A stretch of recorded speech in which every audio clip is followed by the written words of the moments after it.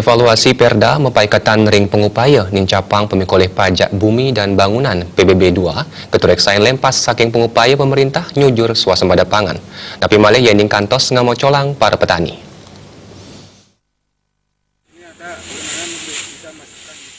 Evaluasi Perda PBB 2 sanaku usulang pemerintah sejeroning nincapang kuentanan PAD keturek sain nendan patut santukan jagi lempas saking usaha pemerintah nyujur swasembada pangan saenya ke kelestarian pertanian.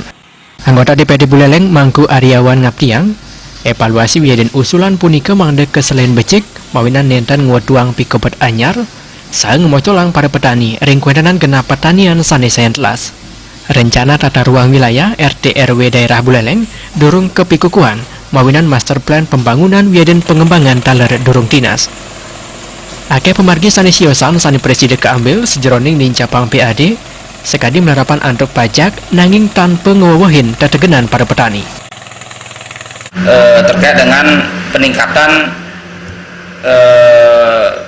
pajak PBB P2 agar tidak dilanjutkan pembahasannya menunggu RT RWP dilakukan, karena ketika pajak ditingkatkan yang pasti kena dampaknya adalah petani, dan petani di lapangan mendapat banyak sekali cobaan.